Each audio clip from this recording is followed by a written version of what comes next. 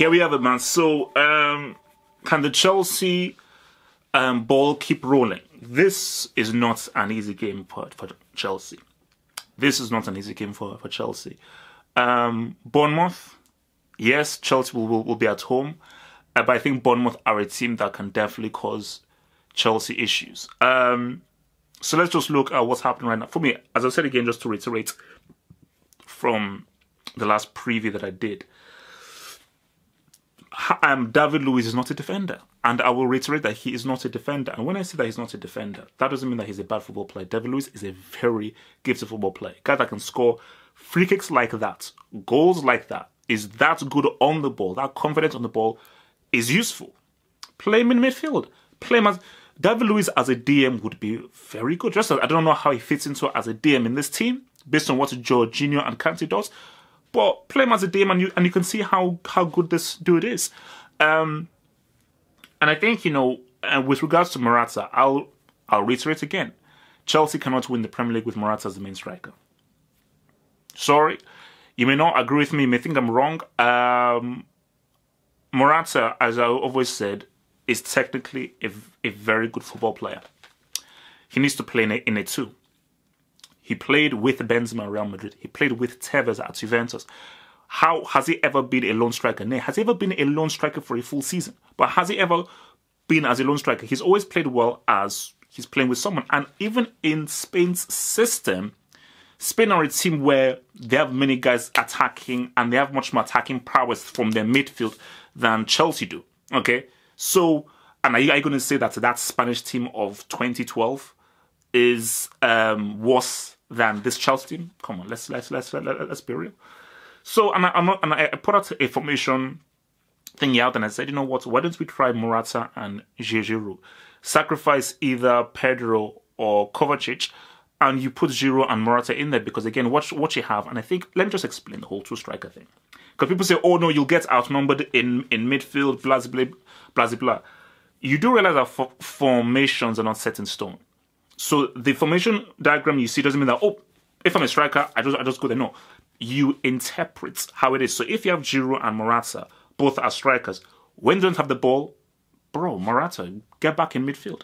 So either Giroud stays up, Morata, you get back in midfield, or Morata, you stay up, Giroud, you get back in midfield, and you make sure that we're not outnumbered in midfield. You're just an extra body. You don't have to tackle or anything, but you just form an extra body so we don't get outnumbered in midfield. But when we attack, those central defenders have to now deal with two strikers. You're dealing with the height of Giroud and his presence, and you're dealing with Morata's technical ability, because Giroud can knock the ball down to Morata. And if Morata is a second striker who is a bit more behind Giroud, he's now facing people, because Giroud plays far better with his back to goal. He has the strength, the ability, and the height to play with his back to goal. Morata can't play with his back to the goal. He does not have the kind of characteristics that Giroud has. But if you can get Morata to be looking straight instead of playing with his back to goal, but he's actually looking straight at people, you know he can dribble. You know he has good close control. You know that he can create... Look at that goal he scored against Arsenal. He can create goals from himself. So that's where I'm going there. So, but again, people may disagree. That's my whole thing. I think with Bournemouth, they've done pretty well. You know, won a few games, last game 2-2. And homeboy, his name forgets me, their coach, blonde hair, looks like Ken, the Barbie toy. But the guy's done amazing stuff. Because I think at one point he was actually rumoured to be a possible manager for England. But I think, no, the guy has done amazing stuff. So I think, look, man, if you're Bournemouth, how do you go about this game? I think if they've done the homework, you're going against a team who are very good at keeping hold of the ball. Very good at keeping hold of the ball. And I think when Bournemouth will look at Newcastle, they say, fair enough, we have to be respectful. We're going away from home. We are the inferior team. They are very good at keeping the ball, and they've got some extremely dangerous players that if we give them space, will be destroyed. I mean, if you give Hazard, Kante, Pedro space, we're going to get a goal down. And what Bournemouth do not want is to get a goal down earlier on in the game. So I think if you're Bournemouth, they know that we have to play with a bit of risk in periods. And if you're Bournemouth, you're looking at Alonso and looking at David Luiz. So whether it's King or Wilson, but I say probably King, focus your attack on the right side of Chelsea. Because Alonso is a defensive liability. David Luiz is a defensive liability. So that section, the left side of the defense of Chelsea, is where Bournemouth should be focusing on. So for Bournemouth, if they can win the ball in a key area, get the ball out into the wing, try and get the ball to Alonso, force him into a tackle, get on the wing, and cross a ball near post, forcing Luiz to have to now make a key decision with King or Wilson running through. That is where I believe that Bournemouth could really get some. Because Bournemouth should look at those 2 goals that Arsenal scored and how many goals that they tried to score more. It came out down into the wing, cut back, wing, cut back, wing, cut back. So I think that is what Bournemouth should be looking to do. And if you're Chelsea, you have to be wary of that. So if you're Sarri, you're going to say to Alonso, man, you have to be strong defensively. You've got to be clever defensively. And for David Luiz, I say for David Luiz, bro, switch on. You have to switch on.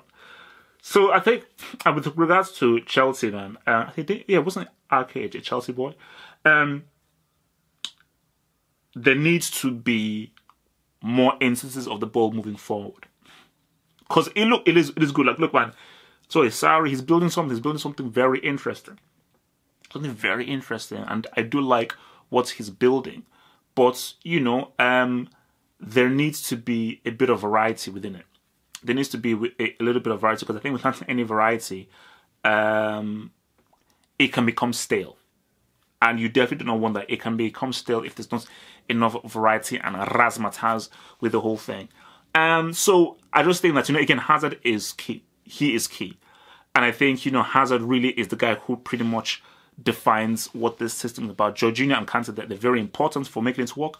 Hazard is the guy that's, okay, this is how we're actually going to turn this possession into goals. But I just think that's for Chelsea. I just think there have to be more instances where, like, play the direct pass. And for Pedro and Morata, try and play off the last man, play off the dude's shoulder, try and peel off of him, try and make an interesting run, try and make more diagonal runs, and try and get more balls over the defense and so forth. Because I think the possession system is good, but I think against a Bournemouth team who I think they're very disciplined, and I do feel that I feel this is going to be a tougher team than Newcastle. I think Bournemouth will surprise some people this season. I think Chelsea definitely be a lot more courageous in going forward, but they've got to be wary, man. I told you, man. If there's a way of getting Azpilicueta in that heart of defense, I think you have to do that. That's just my thing. Because I just think that your 2 central defenders are key. Your left back and right back are important as well, but if your left back and right back are beaten, you still have that winger still has to deal with getting a ball to their man, with the central defender there being almost the last line of defense. So, and I just feel like if Azpilicueta being put on the right, I think that's basically, put it this way: your best defender should play in central defense. That is pure logic. If you say, who is my best defender? Your best defender should be in the heart of defense. I think that it should be a defense partnership of Rudiger and Azpilicueta in the heart of defense. That's what I think it should be. Because again, for Luiz out there, it ain't popping though. So, think of how I think this game is going to go. I do think that Chelsea will cause Bournemouth some issues. I do think that Sarri will definitely have told them that, look, man, let's try and push a bit more, take a bit more risks. Try and move the ball. That's the key thing.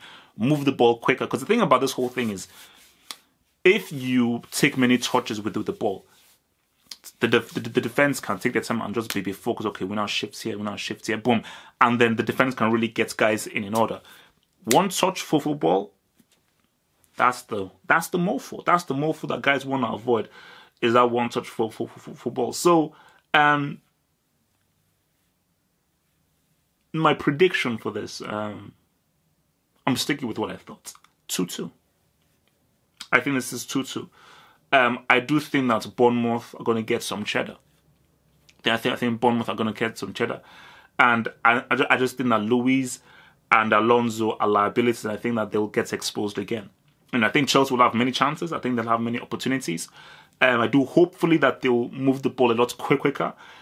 And I do think, and I do hope that Sarri, you put on Giroud in there a lot quicker. But I think that's the thing, because I'm looking at this formation right now with King, because they're going old school.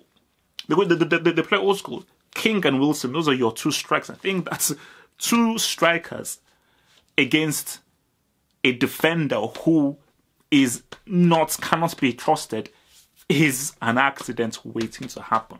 So I will be shocked if Bournemouth don't get at least 1 or 2 Gs playing with 2 strikers, having already been playing well already. I'll be very surprised if they come away from Stamford Bridge without scoring at least a G or 2 Gs. So I'm going to go with 2 Gs each for each people. I'm going to go roll with 2-2.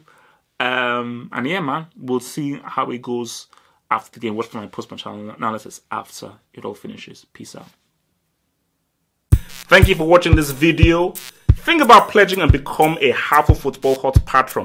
Pledge an amount each month and gain access to exclusive videos from your boy, the Football Hut, for more analysis. Peace.